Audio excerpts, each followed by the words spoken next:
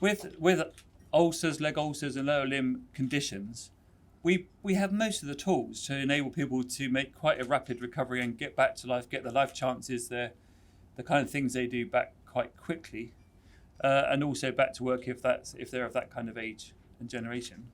And we know that in some parts of the country that happens. We know the NICE guidance is very clear about what should happen. But we also know, and I'm a West Cornwall MP and the Isles of Scilly, we also know that actually for significant numbers of people who have this kind of condition don't get access to the care in a timely way as intended, and as we know as we should.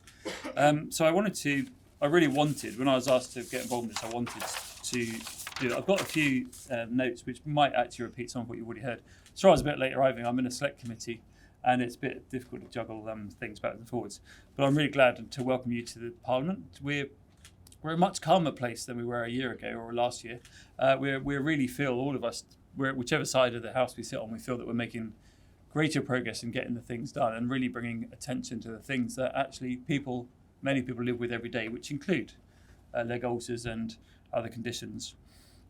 So as we know, we're shining a light today on, I think we're shining a light on both what can be done but what isn't happening, and why we urgently need to get on with it, why we need to give people their lives back, why we shouldn't allow people of any age to be destined to not be able to move freely or to be in pain or not get the correct treatment. I went to see a GP soon after I got involved in this. I chaired many years ago the vascular and venous group in here for all party group, and we were looking about the kind of dressings and the kind of NICE guidance, which I assume is still the same.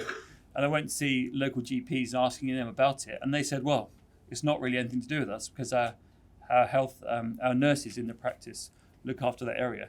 Now, if they're doing a great job, so be it, and I'm sure they are doing a great job.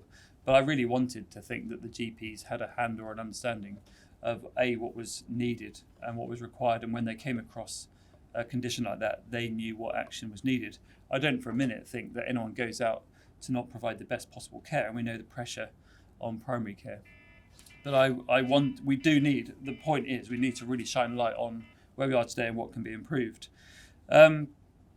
And I absolutely agree that this lower limb and leg ulcer related condition issue is a hidden epidemic, because there are so many people in isolation. We saw that with COVID. People that could no longer get any sort of face-to-face appointment weren't properly getting cared for. And we know that the condition just gets worse and much more difficult. I met people in their 20s quite early on who lived with an open wound on their leg for months and months and months, and it had ruined their careers. It had ruined their self-confidence and mental well-being. So I really get this.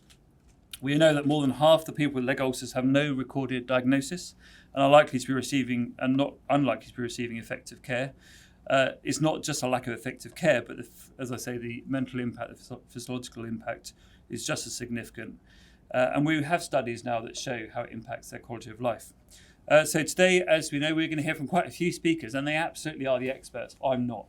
But I just wanted to reassure you that I and many other people here take it seriously. The health department and the NHS is a really busy place, a particularly busy place at the moment.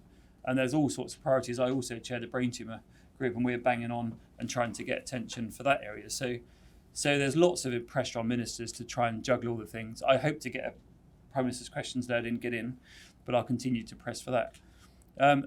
But I just want to thank you for what you do to keep going forward, to keep caring for patients, to keep getting the agenda as high up on the agenda as possible.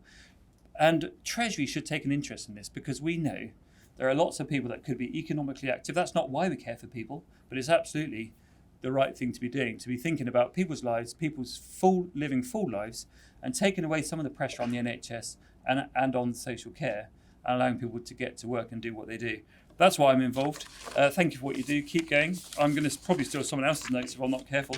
And I don't know who I'm handing over, so I'm not going to hand over to anyone. Thanks.